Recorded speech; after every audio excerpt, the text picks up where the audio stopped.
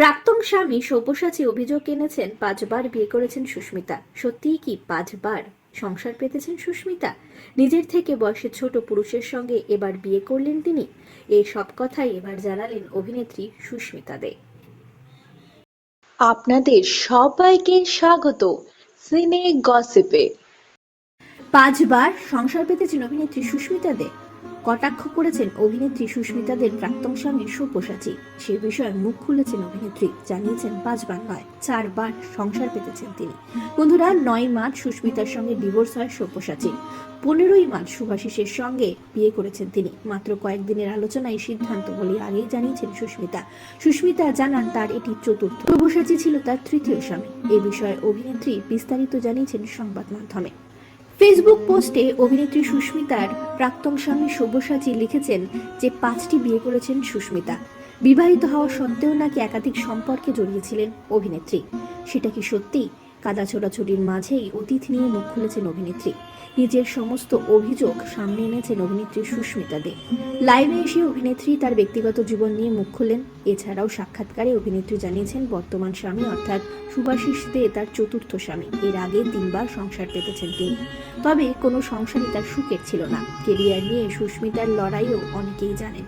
গোসাবার প্রত্যন্ত গ্রাম থেকে বেরিয়ে এসেছিলেন কলকাতায়। গোসাবা থেকে কলকাতা আসার আগে ছোটবেলায় তার একবার বিয়ে হয়েছিল, তবে সেই সংসার টেকেনি। তারপর বিবাহ বন্ধনে আবদ্ধ হয়েছিলেন তিনি। আবার বিয়ে করে বেঙ্গালুরুতে চলে গিয়েছিলেন। বেঙ্গালুরুতে গিয়ে জানতে পারেন সেখানে তার স্বামীর সঙ্গে রয়েছে অন্য মহিলার সঙ্গে সম্পর্ক। তারপর আবার কলকাতায় ফিরে আসেন অভিনেত্রী। কেরিয়ারে মন দেন তিনি।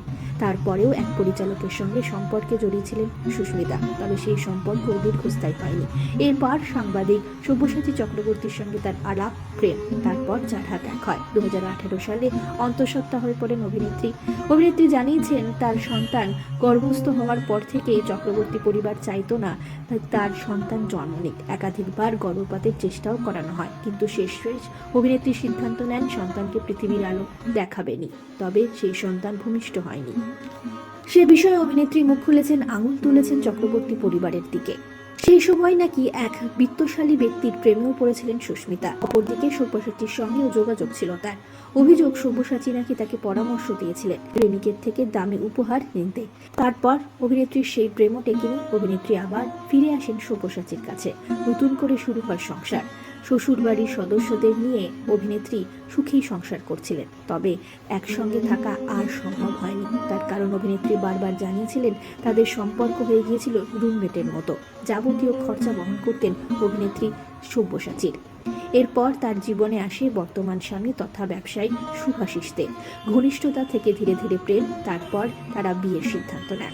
অনেকেই প্রশ্ন তুলেছেন সুস্মিতার বর্তমান স্বামী শুভাশিস নাকি সুস্মিতার থেকে বয়সে ছোট। সে বিষয়েও সংবাদ মাধ্যমে মুখ খুলেছেন অভিনেত্রী।